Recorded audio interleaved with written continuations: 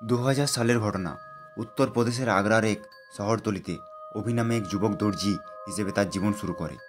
অভি ছিল খুবই মেধাবী এবং কর্মঠ। মাত্র 24 বছর বয়সেই সে সেলাইয়ের কাজের জন্য আশেপাশে এলাকায় বিখ্যাত হয়ে উঠেছিল।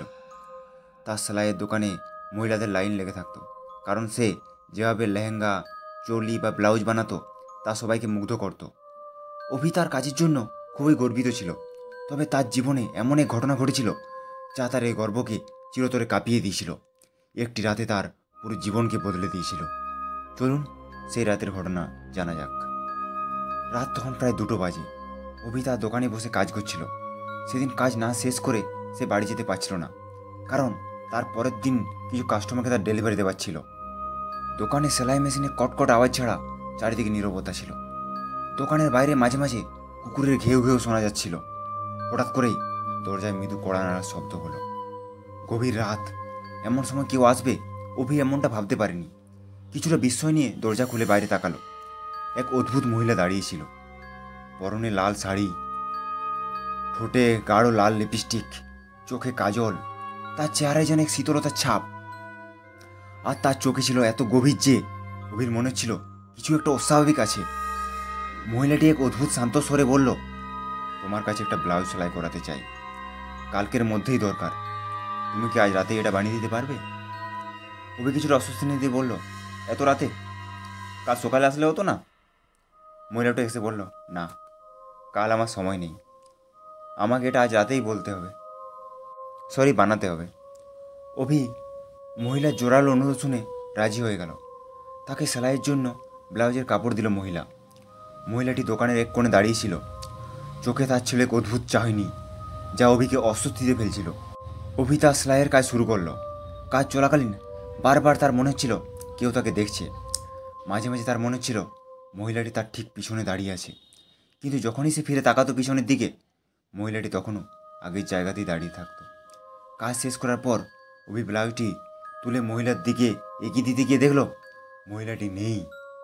অভি বিস্ময়ে হতবাক হয়ে গেল। দরজা জানলা সব বন্ধ, কারণ রাত্রি 2-3টের সময় দরজা জানলা বন্ধ করেই কাজ করছিল সে। তো এই সময় কেউ ঘর থেকে বাইরে বের হতে পারবে না, কিন্তু মহিলাটি কোথায় গেল? সে পুরো দোকান খুঁজে দেখল, কিন্তু তার কোনো চিহ্ন পেল না। কিছুক্ষণ পর সে নিজের মনে সান্ত্বনা দিল, হয়তো তার চোখের ভুল হয়েছে। ক্লান্তির কারণে এমনটা হওয়া অস্বাভাবিক নয়, তবে মনে এক অদ্ভুত ভয় কাজ করছিল তার। এই ঘটনার পর থেকে অভির জীবনের ঘটনাগুলো আরও পাল্টে দেখতে শুরু করে। প্রতিদিন রাতে কাজ করতে গেলে অভি অনুভব করত যেন কেউ তার পাশে দাঁড়িয়ে আছে। মাঝে মাঝে দোকানের জিনিসপত্র হঠাৎ করে গায়েব হয়ে যেত। তার সেলাই মেশিন মাঝে মাঝে নিজে থেকেই চলতে শুরু করত। একদিন রাতে অভি দোকানে বসে লেহেঙ্গা সেলাই করছিল। হঠাৎ আবার সেই দরজায় কড়া নাড়ার শব্দ শুনতে পেল। অভি দরজা খুলে দেখল সেই মহিলাটি দাঁড়িয়ে আছে, তবে এবার তার চোখে ছিল এক ভয়ঙ্কর আগুনের ঝলক, আর তার মুখে এক অদ্ভুত কুটিল হাসি। মহিলাটি এবার বলল, তুমি কি জানো আমি কে? অভি তো মনে মনে খুব ভয় পেয়ে গেছে, কিন্তু সাহস করে বলল, আপনি কে সেটা আমি জানি না, আর আমার আপনার সম্বন্ধে জানার কোনো প্রয়োজনও নেই। মহিলাটি বলল, আমি একজন আত্মা। অনেক বছর আগে এই দোকানে একটা ঘটনা ঘটেছিল। তখন এই দোকানে রাকেশ নামে একজন দর্জি কাজ করত। সে তার সেলাইয়ের কাছে খুবই দক্ষ ছিল, কিন্তু তার চরিত্র খুব খারাপ ছিল। আমিও একদিন ব্লাউজ সেলাই করতে নিচে এসেছিলাম। রাকেশ সেদিন আমার উপর কুনজর দিয়েছিল এবং তার সাথে আমার লড়াই হয়েছিল। অবশেষে লড়াইয়ের এক মাথায় সে একটা ভারী বস্তু দিয়ে আমার মাথায় আঘাত করে এবং সেখানেই আমার মৃত্যু হয়। মৃত্যুর পর থেকেই আমার আত্মা এই দোকানে বন্দী হয়ে গেছে। এরপর তুমি এই দোকানে কাজ করতে এসছো, তোমার আত্মাও এই দোকানে বন্দী হয়ে যাবে। তোমাকেও আমি মেরে ফেলবো। অভি আতঙ্কে জমে গেল। তার মনে হচ্ছিল শরীরের রক্ত ঠান্ডা হয়ে আসছে। সে ভয়ে পেছাতে লাগলো, কিন্তু মহিলাটি তার দিকে ধীরে ধীরে এগিয়ে আসতে লাগলো। তার চোখে ছিল এক অদ্ভুত শক্তি যা অভিকে পাথরের মতো স্থির করে দিচ্ছিল। মহিলাটি যখন অভির কাছে এসে দাঁড়ালো, অভি অনুভব করলো সে যেন তার শেষ সময়ের সামনে এসে দাঁড়িয়েছে। মহিলাটি অভির ঘাড়ে হাত রাখলো এবং বলল, তুমি এখান থেকে পালাতে পারবে না, আজ রাতেই তোমার শেষ রাত। আর তখনই অভির ফোন বেজে উঠল। অভির ফোনে ছিল হনুমান চল্লিশার রিংটোন। হনুমান চল্লিশার রিংটোন বাজার সাথে সাথেই ওই আত্মা ধীরে ধীরে কমজোর হতে থাকলো এবং অভির থেকে কিছুটা দূরে চলে গেল আর বলল, এটাকে বন্ধ কর, নয়তো আমি তোকে এখানেই মেরে ফেলবো। কিন্তু রিংটোন কিছু সময় পর আবার বন্ধ হয়ে গেল। ওই আত্মা অভির কাছে আসবে কি পুনরায় তার ফোন আবার বাজতে শুরু করলো। অভি ফোন নিয়ে দোকানের বাইরে ছুটতে লাগলো এবং তার বারবার ফোন আসতে লাগলো, কিন্তু সে না ফোনটা রিসিভ করছে না ফোনটা কাটছে। তার ফোনে হনুমান চল্লিশা বাজতেই চললো।